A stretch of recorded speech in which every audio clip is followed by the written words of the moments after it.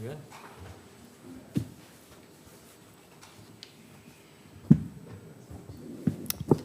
All right, good evening, welcome. We're going to go ahead and get started.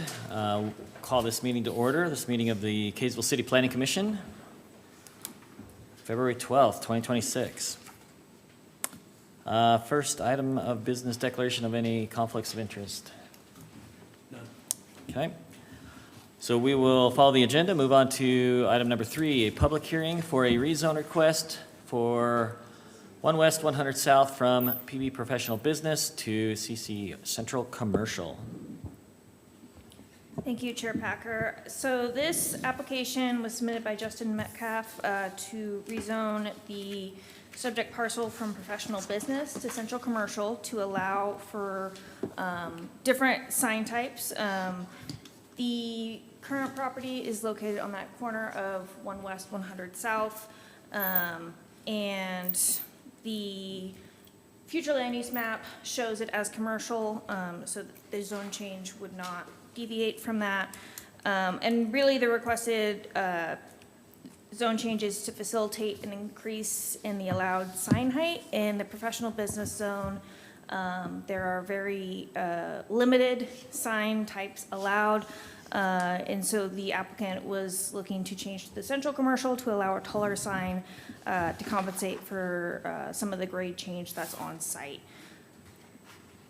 And for public noticing, we sent out 45 notices in total, and we only received 1 phone call just asking what the sign was for. There were no concerns or questions raised on that. And we're recommending approval of the rezone from professional business and central commercial. And if the applicant is here, I'll have them come forward to answer questions from the commission if they have any. You can just come up to the podium. Thank you.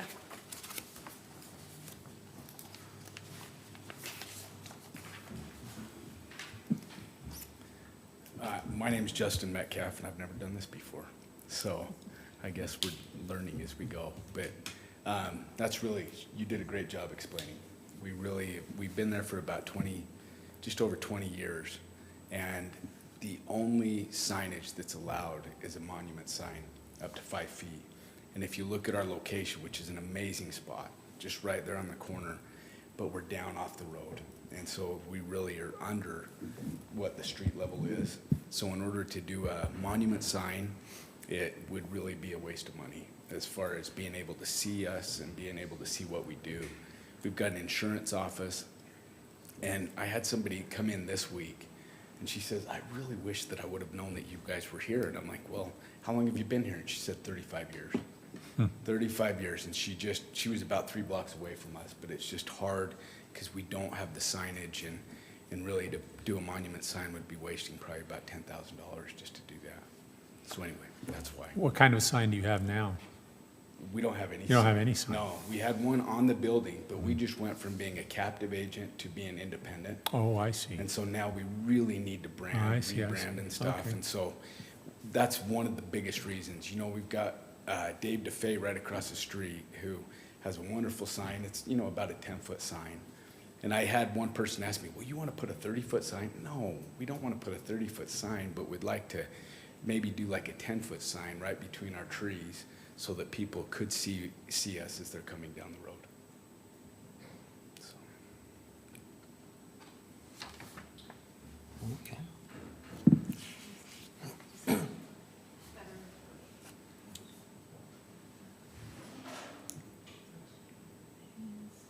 Initially, when we bought this, it was actually with my business partner, who was my uncle, Scott Hershey. He actually tried to buy the corner from the city as well, because there is a little bit of the corner, but the city wouldn't allow it because of the underground utilities and whatnot. Mm-hmm. But if we had bought that, or if we were able to buy that, yeah, you could put a monument sign there and it would be wonderful, but it's just not allowed by the city, which I totally understand. So you're accessible from the 50 south, is that right? Not from Main Street? Well, we're right there. 50 west? We actually had someone not make that turn on Main Street and drive into our building. So we are. So it is accessible. Yeah.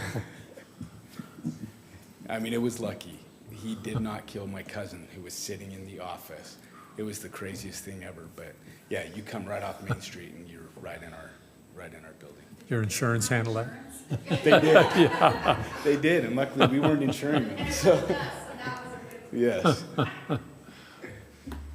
Yes. Yeah, so their access is here. So, okay, so access is there, but signage, would it also be there, or would it be behind your building on Main Street? It would actually be to the north. So from where my building is, you come out to the north, we've got a grassy area, we've got some trees and whatnot. But basically, right between my trees there in the front yard, you've got a perfect view from Main Street. Yes, that's perfect. And you get a Oh, feel for yeah. how much it drops down Yes. from the road. So you put a monument sign and nobody from Main Street would ever see it. You'd see it if you're coming down 50 west, but a lot of people don't, to be honest. Yeah. Yeah. You can even look at it coming south. It kind of hides itself there, yeah. It really hides itself coming from the south, yeah. What is the zoning there across the street where that big sign is? That's That's- central commercial, which is the Okay. requested zone for this Yeah, application. all right. Everything that touches me, pretty much, except going to the west, is in that same zone that we're proposing for Okay. our location.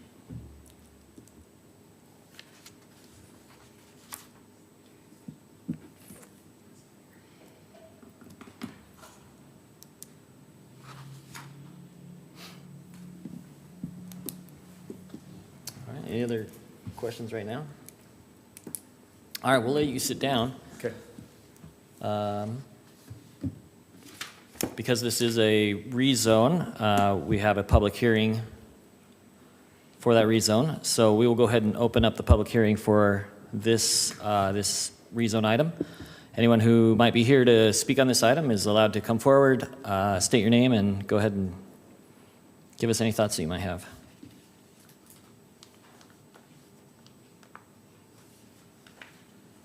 Big rush. Yep, anybody? Come on out.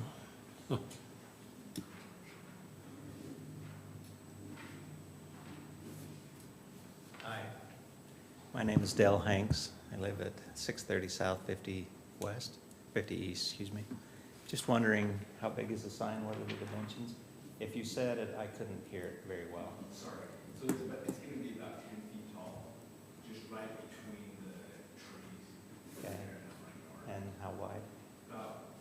We honestly haven't even designed it, to be completely honest. We've had some sign companies come and look to kind of give us some ideas. Can we have you come up to the microphone Yes. so that those, well, actually,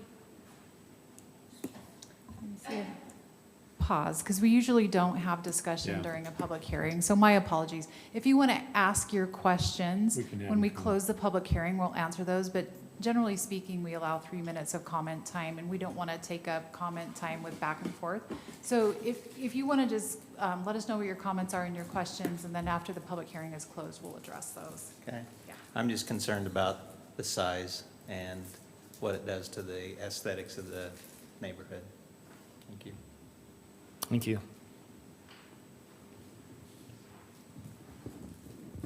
Anyone else? All right, we will go ahead then and close the public hearing for this item. Why don't we have you come back up and answer the question just kind of on the sign and what you can answer at this point? What we had thought about as far as signage goes is probably about 10 feet tall, probably about 5 feet wide, just so that it's not going to be near as big as like Dave DeFay's sign that's coming from both sides. It would just be right in the middle of those trees, so that honestly, I don't think it would take away from the neighborhood, especially everything behind us at all. I mean, that's my thinking. You have not that if you wanted to. Well, I did, you know, just AI. using AI, just had them just kind of do something, that's what it was. Really nice, like rock and make it match the home and. Yeah, so, anyway. So about 5 feet wide, about 10 feet tall. And what is the maximum size allowed in the zone? For height, it would be 30 feet. Uh-huh. And then size? And size, so it would be, because it's within, let's see. So it's 1.5 square feet per foot of frontage, up to 300 square feet, Oh, up to 120 because it's right off of Main. okay.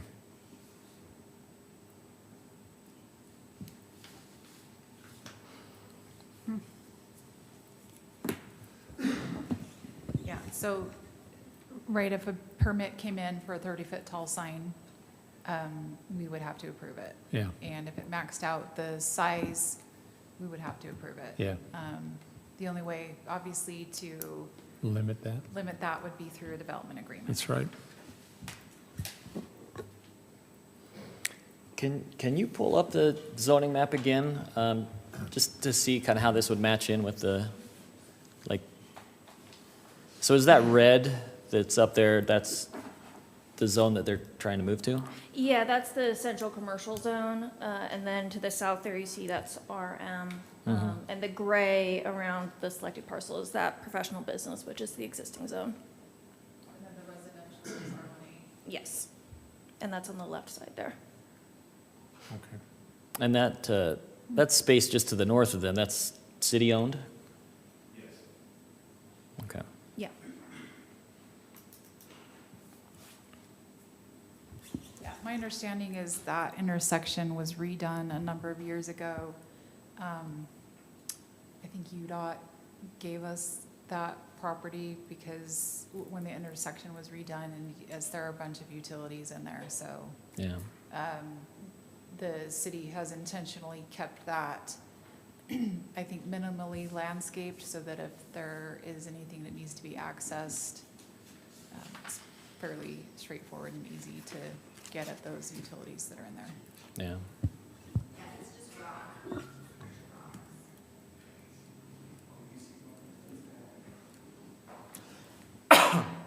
Yeah, this kind of lines up with 100 South there. So these are my thoughts. I think when you hear that 30-foot sign, you know, you're a little bit wary. But to know that all the businesses around them have that same allowance, just, you know, to the north and on the east side there, it wouldn't be out of place. That's my thought. It does kind of fit with the surrounding. I get, you know, how it's just slightly off Main Street, but then again, you know, it also kind of isn't. So yeah, I mean, my thought is that this is a logical move and makes sense for the business. I don't know, other thoughts? I agree with you, Chairman Packer. I mean, if you look across the street, there's DeFay Orthodontics right there, and that's a pretty big sign. So I think it fits with the neighborhood, what they're asking.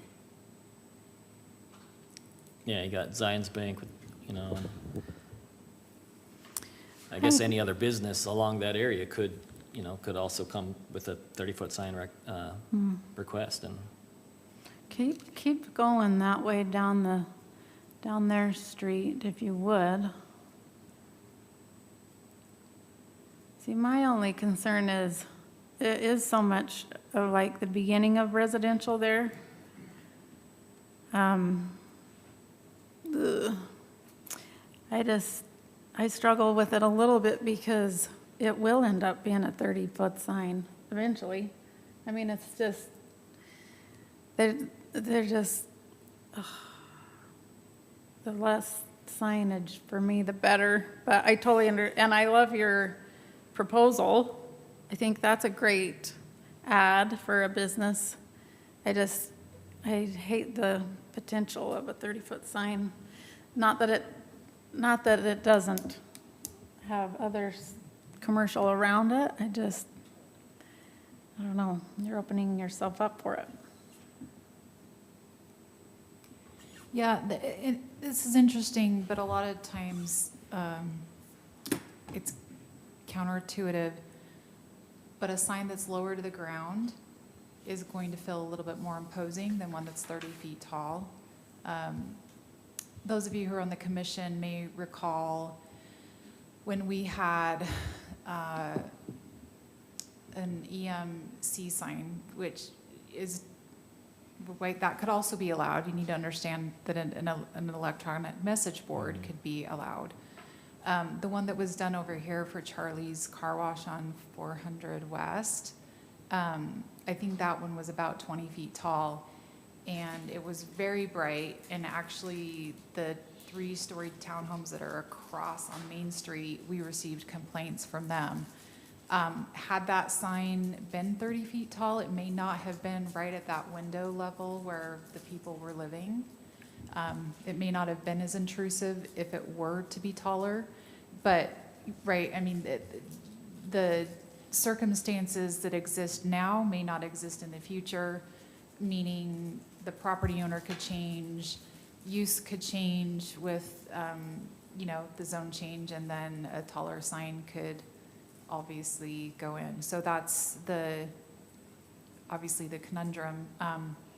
My assumption is that the professional business office, based on what the code reads, it was probably adopted and put into place to assist with some of these residential properties that become less appealing over time with how busy, 200 North or Main Street gets, and people don't want to be backing out onto Main Street anymore.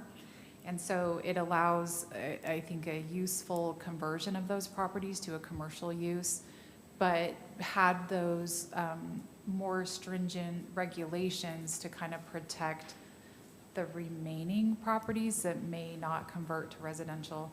I wasn't here when the code was put in place, so that's only an assumption, but that's my guess as to why some of those provisions of the types of signage that are allowed are less opportunistic than what the other zones provide. And there's really only a handful of properties in the city that are zoned professional business. Most of those are on Main Street. Can you show coming, I'm not allowed to talk, just the different view coming down south, so you can see the front of the house. So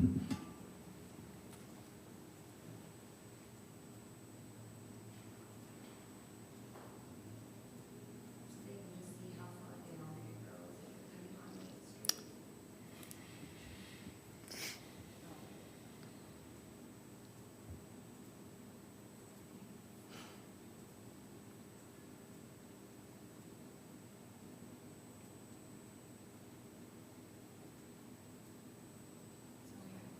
There's the, Kaysville Clinic here, that's their sign. Yeah, this is the view from the north.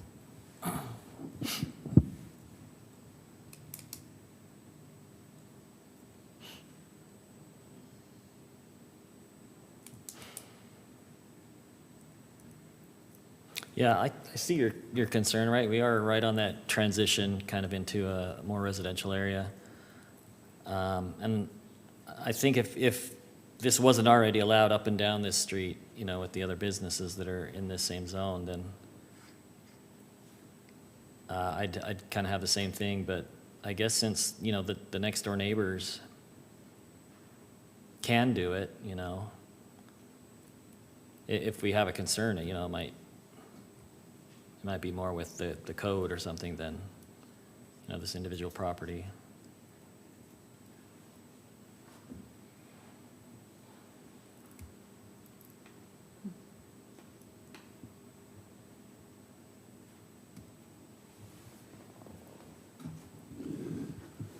I find myself thinking that I'm okay with the rezone to commercial. And, I mean, the current owner is telling us that he's not going to go for the full maximum of the size, which is fine.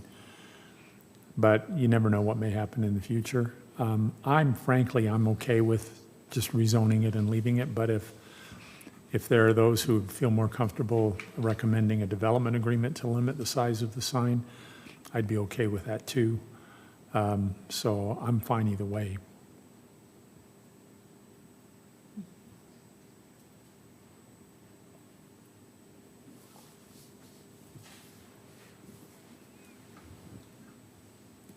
Aren't they just asking for what everybody else around them has? I mean, yeah, that is true. It's true, but do we like that? Do we want to continue to have more of that? I mean, I think that they're asking for what exists north of them, not what is surrounding them, Yeah. right? Because you have professional business, you have RM, you have R18, right? This is zoned residential, this is residential, this is professional business.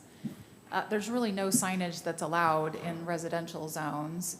So I think it is a significant increase in what's allowed. The question is, does the commission and then ultimately the council feel comfortable with those additional allowances?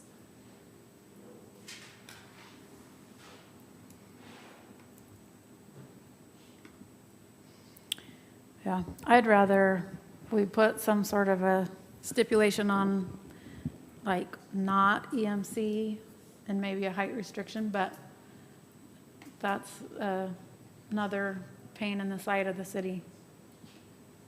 So, I don't know. Thoughts? Anybody else have thoughts on that? Development agreement? Yeah, I think I'd kind of echo Commissioner Summercorn. Just, I'm comfortable, I think, giving him the rezone, but I'd also go, with an agreement if the commission felt like that was necessary.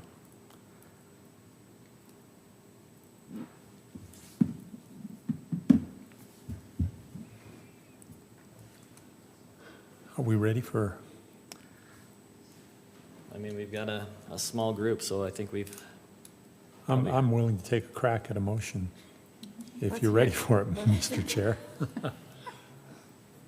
okay, let's hear My it. motion would be that I would recommend to the city council to approve the rezone for this address from PB to CC. If the council, and that would be my main motion, then I would just add a note, I guess, that if the council would feel more comfortable in doing a development agreement to limit the size of the sign, I think that would be fine as well. But I am not going to recommend that in this motion.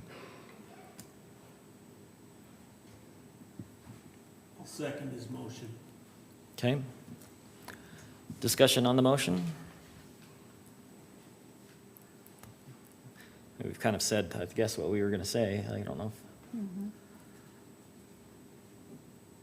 I like the idea that of maybe, I don't know if that's the technical term, but attaching a note that, if they're uncomfortable with that, that probably the best compromise or sweet spot would be to have some kind of an agreement, because I think it is, it would be beneficial for the business and recognizes their circumstances, so. Yeah.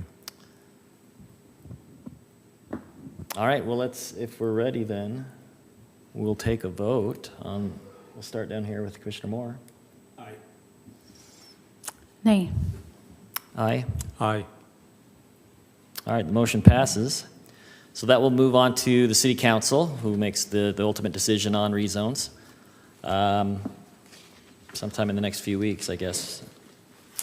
Yeah, we will be in touch with the applicant when the council is ready to put that on the agenda. All right.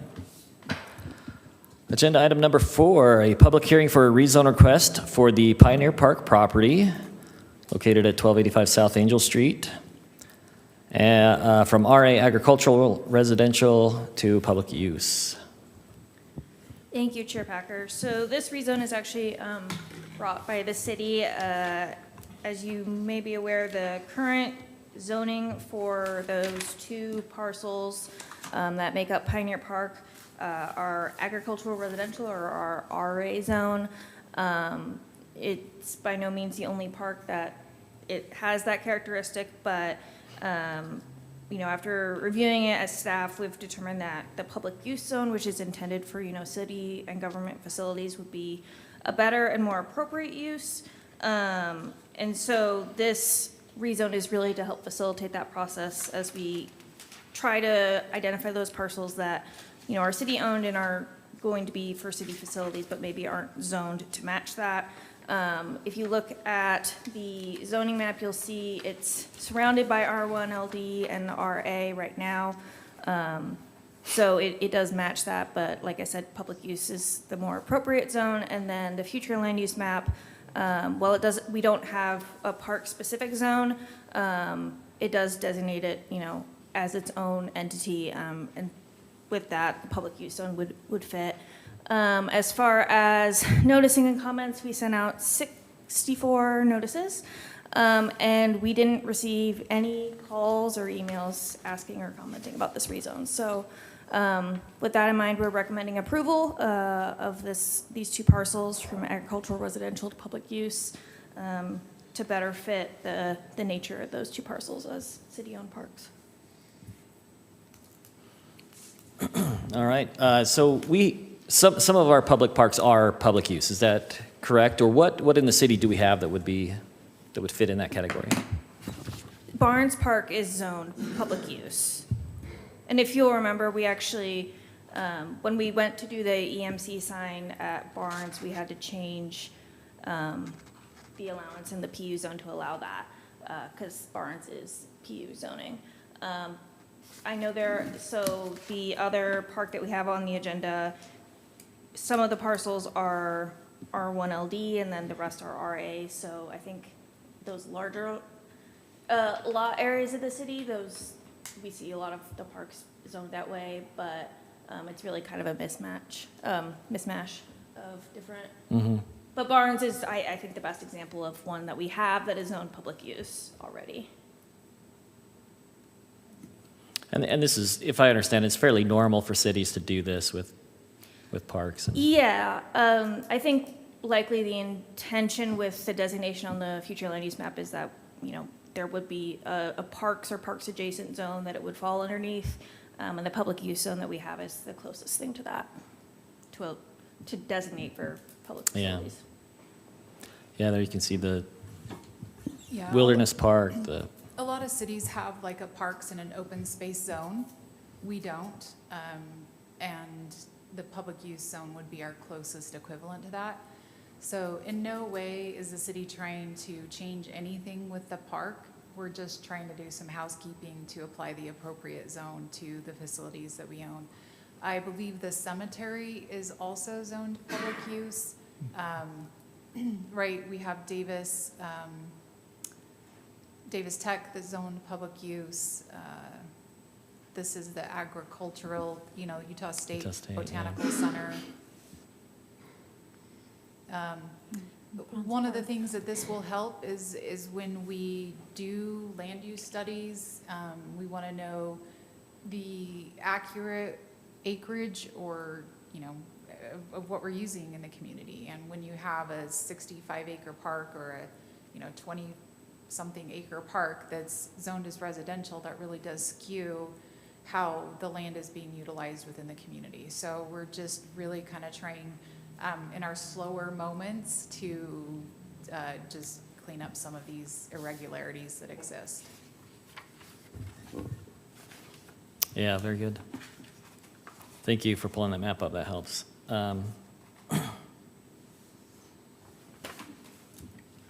Well, so we have this item, and then the next item was another park rezone. So we need to have a public comment on both of these items. So we'll open up this particular park for public hearing. If there's anyone here who wants to speak to this rezone proposal, now is your chance.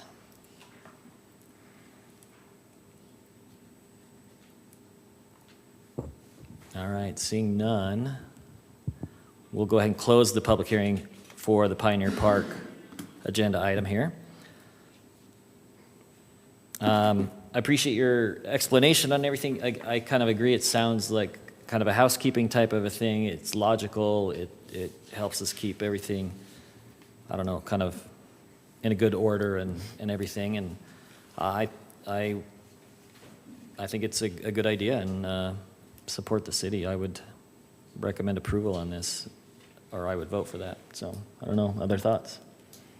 I mean, unless the city were intending on doing something different with the property at some time, you know, than keeping the zoning for something else, but otherwise, I think this is totally appropriate. Pretty straightforward, seems like.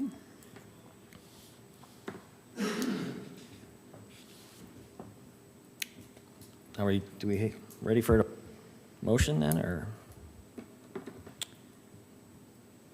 Sure. I will make a motion. I move to recommend a positive recommendation to the city council for the rezone of Pioneer Park property at 1285 South Angel.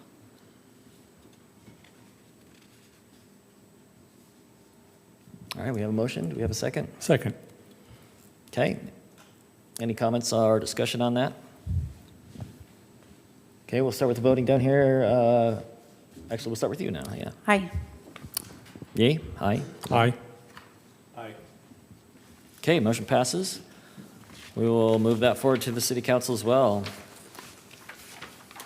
Very similar public, item number 5, public hearing for a rezone request for the Trappers Park property at 2185 West, 200 North.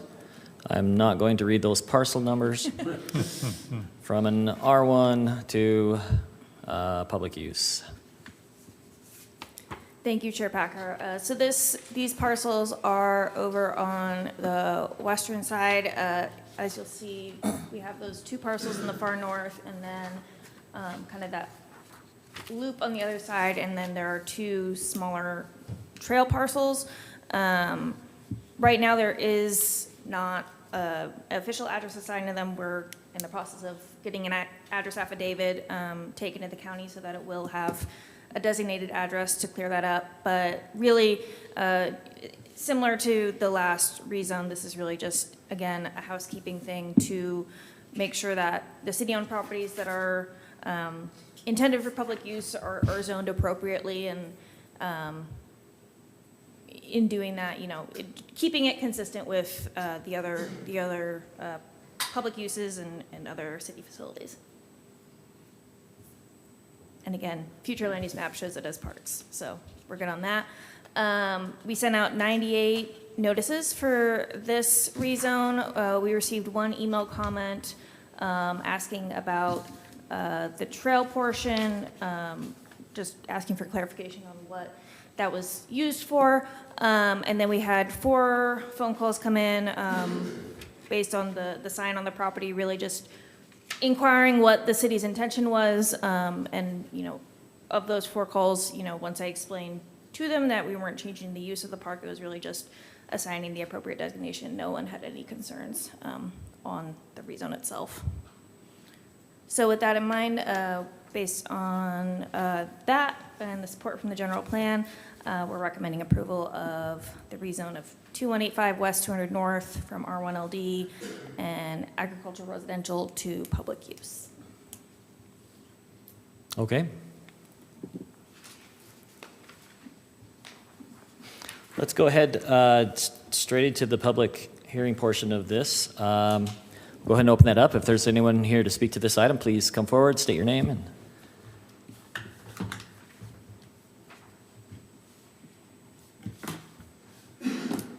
So my name is Luke Johnson. If you pull the map back up, I live at 20 South Wellington Drive, and when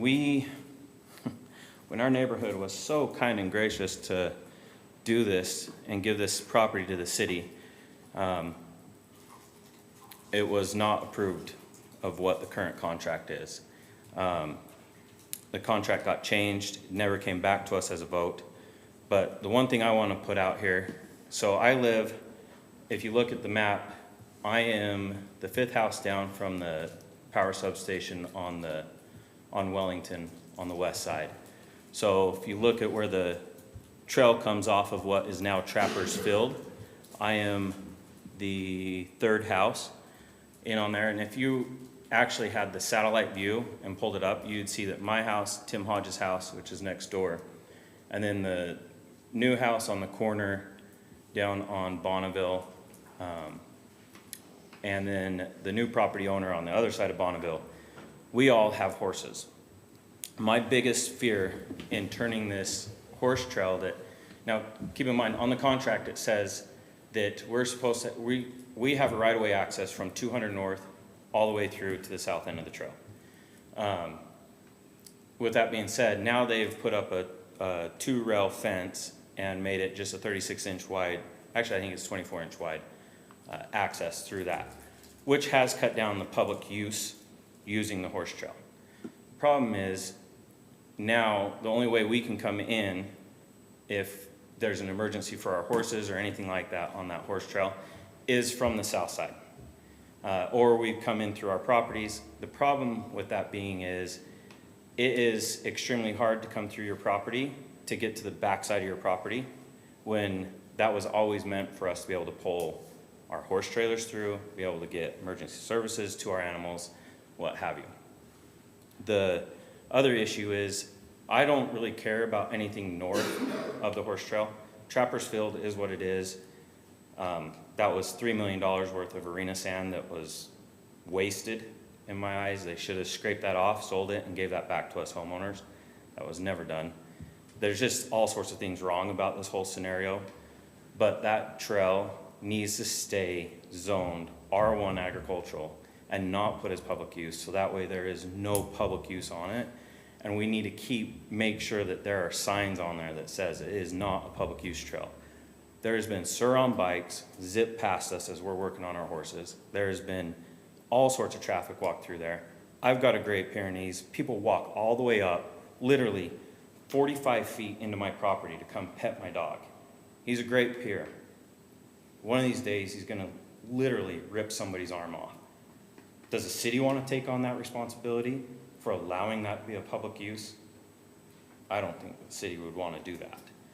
But that's the scenario we're at with that horse trail right now, is it is literally being used as a public use. And it's not safe. It's not safe for kids to be walking on it. It's not safe for anybody that doesn't know these large animals. I've got literally a $35,000 horse, and he's broke 5 of my panels because Sur-ons have come through there. And they can't hear them. All these horses see is out of the corner of their eye, these electric bikes flying by. It's not safe. We need to keep that portion out of this public use. And that's my request. Thank you.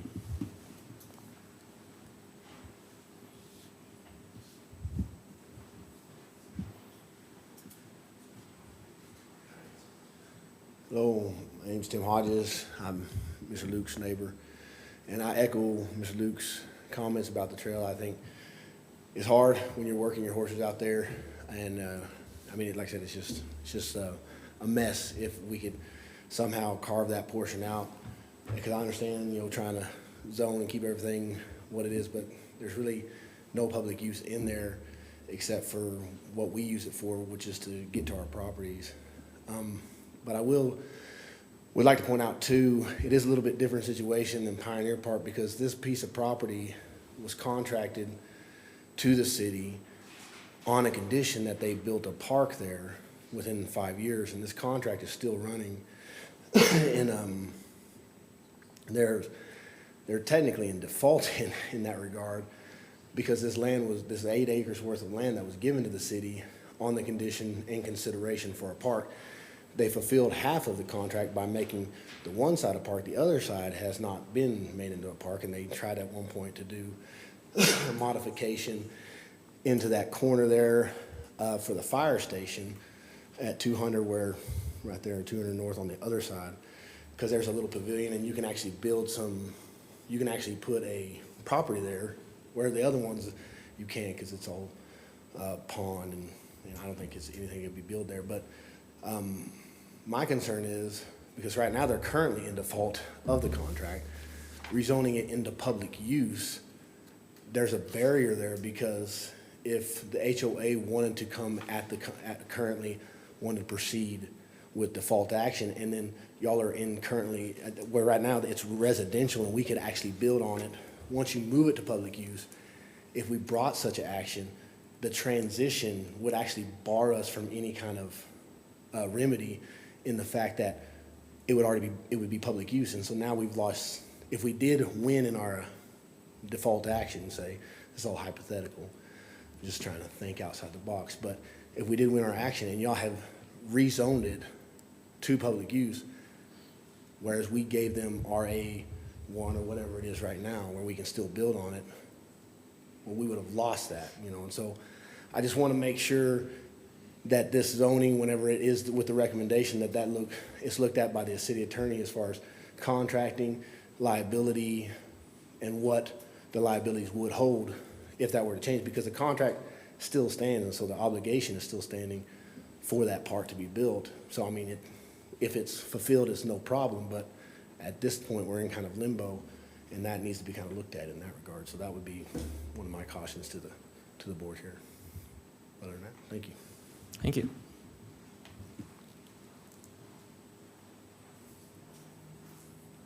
Any other comments?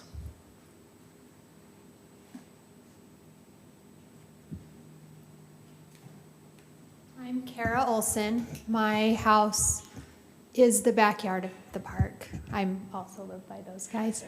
I haven't thought of anything to say, but I just want to see what the plan was really. But if we are to make this public, how would that affect the actual Trappers Park that's there? Not the north side, but the south.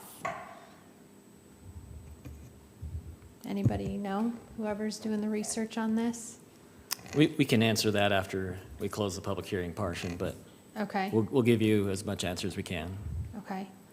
And then on the north side, I guess I wonder what's going to happen with that, same as Tim, if it becomes public or not, because it's nothing now. It was a skate park for a minute, which I thought was brilliant. I don't know if everybody loved that, but I think that was a great use of space. Thank you. Thank you.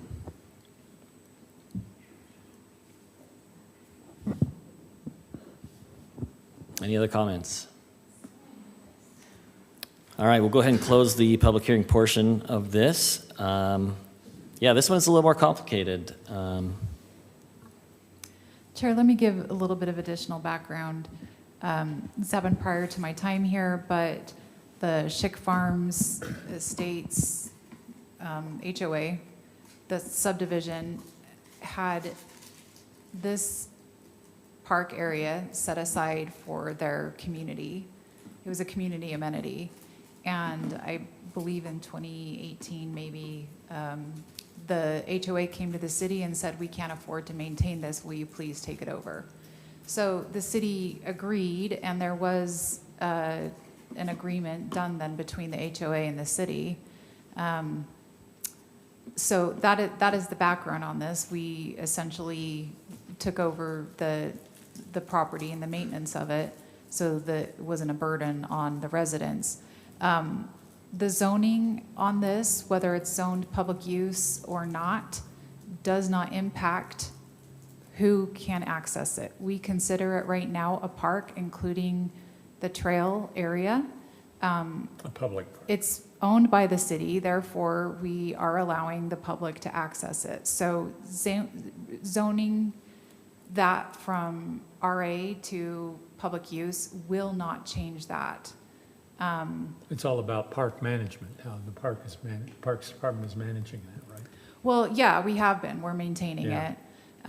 And there were some provisions of that agreement that the HOA didn't want to have any organized sports held over there, so we've been unable to use that for soccer tournaments or any type of our recreation programs.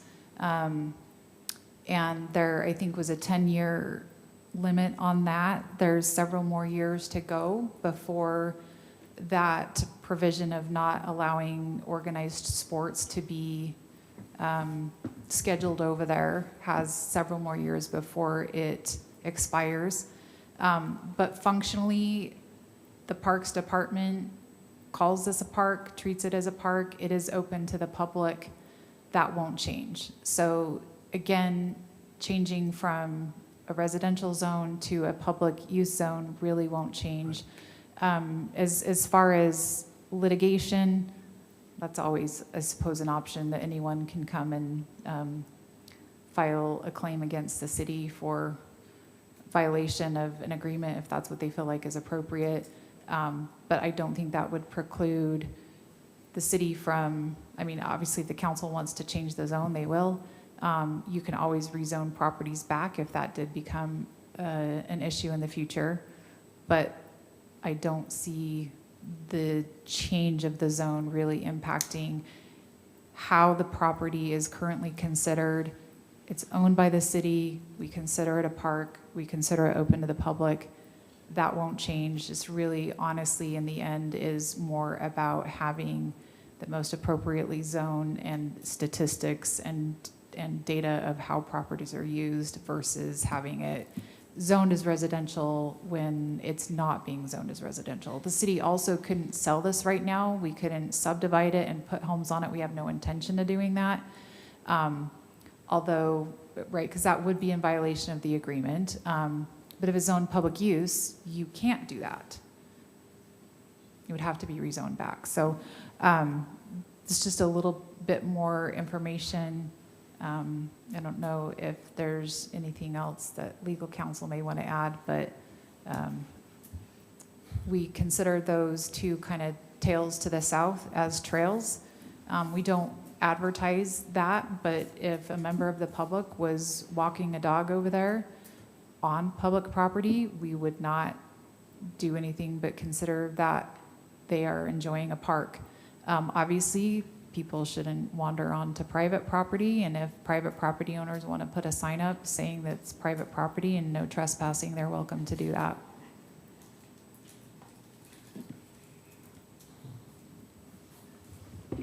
So my understanding as well is that, I mean, we have parks, we have had parks in different zones in the city, and it does not affect the public use, whether it is or isn't public use. That's all a matter of management of the property by the city.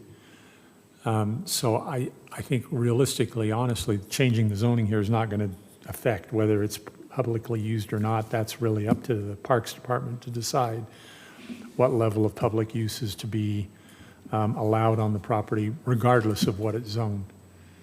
So I don't think the zoning affects that. Having said that, and listening to some of the folks that were here, I mean, it sounds like there are some unresolved issues in the agreements with the city and the old HOA and the residents there. And I mean, I certainly understand that. And there ought to be, you know, perhaps some discussion or whatever that takes place between city officials and the residents. But I don't think the zoning has any effect on that.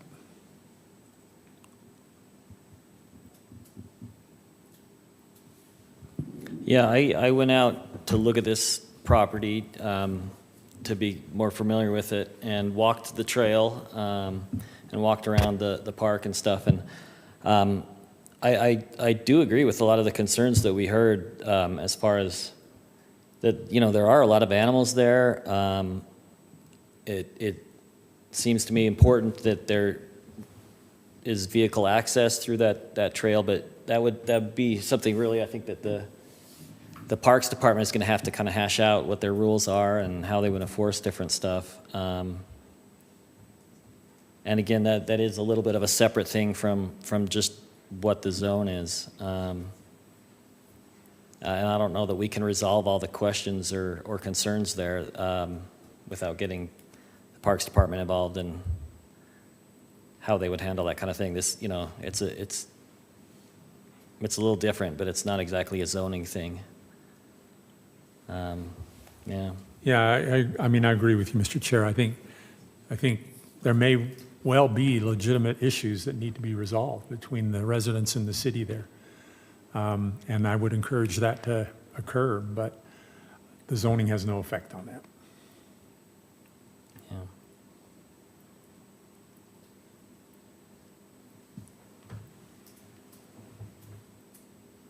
And I do know that several of us were with Mr. Stevens last night, the head of, Cole Stevens of the head of Parks, and I know the development of that northern piece, the plans are in the works. But it would not be a skate park. That's, everybody's, he had to be the bad guy on that, he said, just because it was not part of the agreement and didn't fit, but. Other thoughts?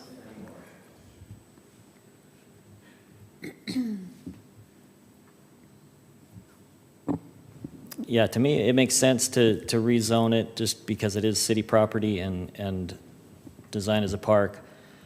The concerns that we have are real concerns. I think the city council would like to hear about that. I think the Parks Department would like to hear about that and work on some solutions.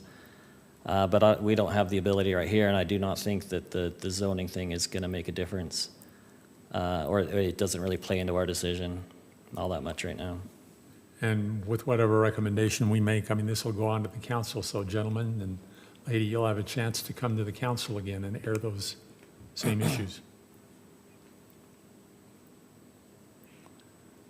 So with that, Mr. Chair, I would make a recommendation that we recommend to the city council approval of the rezoning of this property from the R1 LD and the RA agricultural residential zones to public use zone. I'd second that. Any discussion on the motion? All right, we'll go ahead and vote then. I vote aye. Aye? Aye. Aye. All right, that motion passes. That will also go on to the city council in the next little bit. And as we just say, you'll have a chance to come back and talk to the council. Yeah. Yeah, not sure when that will be on the agenda. If you have concerns about the current status of that agreement, I would recommend that you reach out to Cole Stevens, the Parks and Recreation Director, and address your concerns directly with him. Also, you can, I don't know when this will be on the council agenda, but you can come and speak to the council. The council does, this won't be a public hearing, so if you would like, when this is on the agenda, if you'd like to speak to that item, you need to come in early and sign up. And they have a sign-up sheet where you can, they allow up to 10 people to speak per item. But yeah, I think that would be the appropriate way, is to reach out to either Cole, or you can always reach out to your elected officials as well prior to the meeting. All right. Thank you. Moving on in our agenda, we have item number 6, consideration of amending the Planning Commission bylaws and rules of procedure. Okay, well, we last did this 2 years ago. I want to express some appreciation to Katie for taking this on. The City Council recently amended their rules of procedure, and we are recommending, based on some of those changes, that we make some similar changes. Given the nature of how the changes were made, we did not do a track changes or a redline version. So I wanted to just kind of hit the high points here of the most significant changes. But our Article 7, Section 8.2, I'm going to admit fully that this is one that I struggle with just a little bit. But this would, when we do on occasion continue an item, if we don't continue it to date specific, essentially this would require us to renotice, which is a fair thing to do. We want the public to know and understand when things are going to be on the agenda. And so it would be additional work for staff, but I think that's the transparent, most forthcoming thing to do. And we would be happy to do that if that's a change that the Planning Commission would like to see. We also have another section that really is giving, I think, some good guidance, kind of a short Cliff Notes version of parliamentary procedure and how we would run the meetings. Article 10 talks a little bit about public civility. We spoke about this the last meeting, but it would also prohibit an individual from yielding or allocating their time to another individual. That is something the council does not allow, so that's something that could be considered by the commission. I did, before I finish, I do want to point out, Commissioner Toller, who was not able to be here tonight, had emailed some comments to staff, and so we have those printed out for you to, read and consider. He specifically had some comments about that particular item, yielding the time. I think in the mind of staff, that really creates an issue of equity and, to members of the public that maybe they do want to speak for more than 3 minutes, and somebody has a friend sitting next to them and another person doesn't. And so that does create, I think, some issues where, we may not be treating everyone as fairly as maybe we would like. And then the last portion, this has been something that's been highlighted over the last maybe 5 or 6 months, but it creates rules for members who are attending, or members of the public who are attending meetings. It gives guidance on how big of a sign you could have if somebody wanted to have a protest or a support sign here in council chambers. It would disallow distributing flyers and sign-up sheets and those types of things within council chambers. We do want to provide an opportunity for the public to have that, but we want to make sure it's not disrupting our meeting. And then we have had some situations where we do pass around a sign-up sheet. We want to know who's attending the meeting. We keep a record of who attends.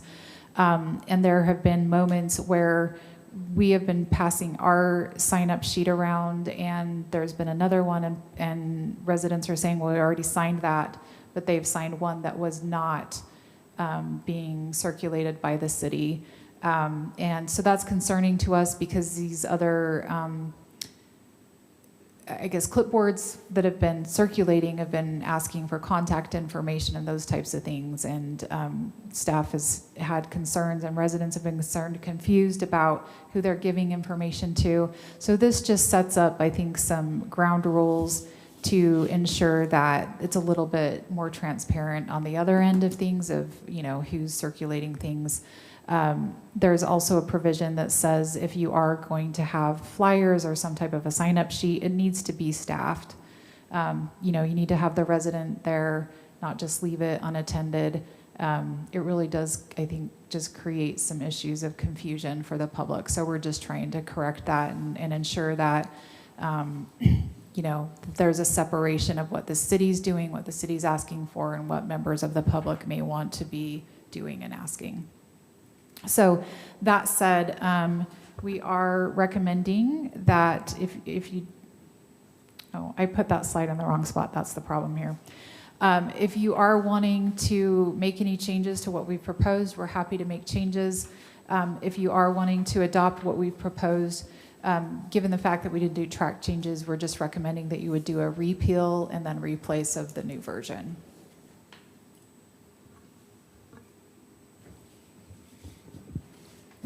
Okay.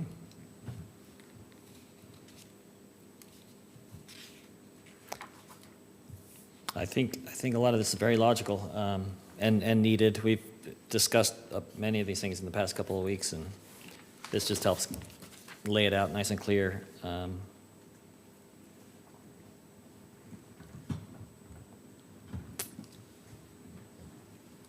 didn't really have any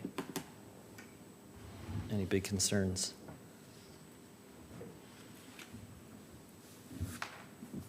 I find myself agreeing with the couple of points that Paul raised. And, do you have any comments about those, Melinda? Or? Well, so the first comment about during emergencies, I think that's definitely the prerogative of the commission. I mean, all of this is the prerogative of the commission. This Yeah. is your meeting. This is really your decision. But you know, obviously, thank goodness we're well past COVID. We got very adept at holding public meetings remotely. During that time, there were some provisions changed in state code to allow for those types of things. The city council actually at the meeting last week felt that they really wanted to have a presence here in person, and so they went in a different direction with electronic participation than what we had anticipated. But I think that it is absolutely acceptable to just allow for participation, even if it's not an emergency. You know, that could be helpful. I mean, we have our 2 alternates that hopefully help get us a quorum on those meetings when our regular commissioners may be traveling or not able to attend. But having that ability to attend remotely also assists with being able to have a quorum. So, you know, there's no issues at that at all. From my perspective, my end, Katie and I did also discuss the comments that Commissioner Toller had sent. As far as the second comment, the public civility, there is a provision in the bylaws that you can suspend rules, you can change rules, you can have that flexibility. So I think that's already built in. I see. As well. You know, you can always have a motion to, like on an evening, you know, where we have a packed council chambers and we have 30, 40 people that want to comment, you know, the planning commission may actually want to say we want to limit it to 2 minutes. Or we have an event like tonight and we only have a handful of people here, 4 minutes may be acceptable. So I think that flexibility is always there to either suspend or for one meeting amend a rule. You know, Commissioner Toller specifically mentioned, you know, if there was legal counsel present or professionals that they may need to have additional time. I think that's also something that we could do on a case-by-case basis if that was appropriate. You know, if I was a resident and I wanted to speak, and I had my legal counsel, I could have 3 minutes. My legal counsel could have 3 minutes. You know, I think that's kind of, usually if we do have legal counsel here, it would most likely be for the applicant. I'm thinking back to our meeting in August with the rezone that was eventually withdrawn. But there were some legal questions about that. They had their legal counsel because they were an applicant. We weren't limiting time. So I think the flexibility is already built into those, to the bylaws, but that's, again, the prerogative of the commission. If that's something that you would want to have more straightforward and set up and not amend on a case-by-case basis, then you could certainly change that. You could also, I mean, we only have 4 commissioners here this evening. You could also continue this to another meeting and allow for other commissioners to be present and have a discussion if that's something that the commission would feel like would be a good thing to do. Obviously, when we schedule these things and put out an agenda, we don't really know who's going to be here and who's not going to be here. So I think that would be an acceptable thing to do as well, if the commission would really like to hear from the rest of their fellow commissioners. 2 questions, Mr. Chair. One, first, what does the council do as far as allowing people to give their time to somebody else?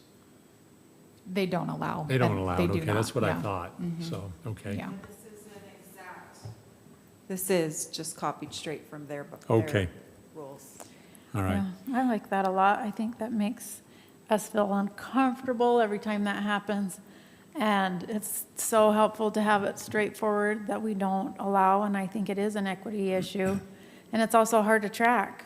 How do I know you you know, that are speaking now wasn't, you weren't the one that supposedly gave your time to somebody else. That's just not something that's really Yeah, it's messy. trackable. Or It's always I interesting. I convinced 3 of my friends to come and say I get 12 minutes, you Yeah, know? Yeah. that's, And we yeah, that's also true. had, you know, like, we allowed it once, and then at the next meeting, it was an expectation. Yeah. And so, you know, even if you don't have, if you were to make that more formal of, oh, we need to, you know, in this meeting, temporarily amend the rules and procedures, that at least gives the the commission as a whole the ability to weigh in. It doesn't automatically set that up for an expectation. You know, you could also say, okay, in this instance, we'll give you 4 minutes, we'll give you an extra minute. I think it, you know, and again, it is whatever the planning commission determines that they want to do. But it does, I think, create some awkwardness as well for the chair and the commission.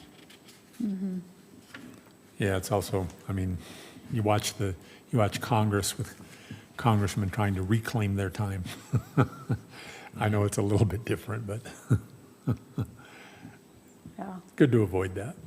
The other comment I had, Mr. Chair, is, as Melinda pointed out, there's only 4 of us here tonight. I'd kind of like to maybe hear from others as well. So. I think that's a good idea. Fair. Yeah. Yeah, that, I agree, I like that idea. More eyes, more experience. I don't think we're in a rush to get this through, and I think a lot of this, you know, we already kind of, we're on the right page, so this will be great to get it in, but let's continue it, I think, and get a bigger quorum.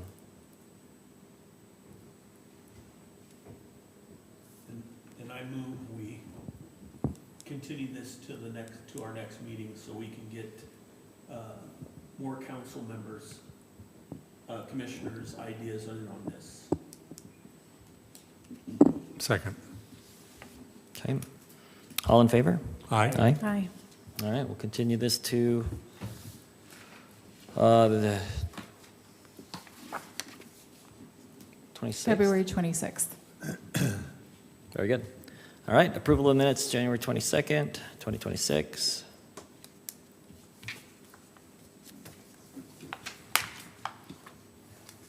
I wasn't here, so I cannot approve it. Ooh, we may not have enough then to approve, do we? Ooh, we're not going to have a majority then to approve. Our, Yeah, yeah. Oh, we can do it with 3? Oh, And our legal counsel is stated that if you read the minutes or if you watched the meeting, even if you weren't present, Yeah. if you feel like they're accurate, that it's I okay did to read the vote. minutes. So, You read the So if minutes. you're comfortable, you could vote on it. And these were just from our training session, right? And so, oh, yeah, that's as true. far as being consequential minutes or records, Oh. this not- is as, We're not going to get dragged to court over this? I would hope not. So this is very low Okay. risk. I don't know, it's pretty sublime instruction that night. It was very inspiring, so. Let's see. Chair Packer, can I make a motion to approve the minutes from January 22nd? Second. All in favor? Aye. Any opposed? Okay. Other matters that come before the planning commission. Okay, well, we will be back here in 2 weeks. Right now, I'll say we have 3 items on the agenda then. We'll have, or is it, no, it is 3. So we will have the bylaws again. We will have, oh, yes, okay, we will have Symphony Homes returning. And then in last year's legislative session, we're still trying to catch up with all their big, long to-do lists they give us every year. They passed a bill that said we had to create some type of a process for business classifications that weren't listed as permitted uses. And so, again, thanks to Katie, she's, I think, worked with some of the other municipal attorneys and has drafted an ordinance that we will post our public hearing notice tomorrow, and we will be amending, so we'll enact a new chapter that would outline what that process looks like. And then each of the zones that have permitted and listed use, or permitted and conditional uses, we're adding another section that says, you know, unless it's listed here, it's prohibited. And if it's prohibited, refer to this section for how you would, or if it's unclear or ambiguous, refer to this section for how we would handle that. So that will be on as well. I am going to give a caveat as to timing of getting the packet out. I'm taking vacation next week. I had hoped. Can't do that. Okay, never mind. I had hoped to get further Denied. along with the symphony report than I have been. We may not get that packet out until the Monday before the meeting, but there really won't be very many, like, it's not significant changes. You've seen that before. It really will just be kind of refreshing what that is. There are a few things that Symphony has done. They kind of shifted the alignment of that road connection for Sunset to be just a little bit further south, which can provide some relief to some of the residents across the street that had concerns of where that intersection was falling. There's a couple other things that they're tweaking. I think, are going to drop the ask for the increased height. There's a couple other minor things, so most of that you have seen before. And so hopefully having that packet come out perhaps a couple days later won't be too much of a challenge for the commission. I'm trying to think if there's anything else. I'll do my best to get that. We will be out in the middle of national parks and not having cell phones, and that makes it kind of hard to work remotely.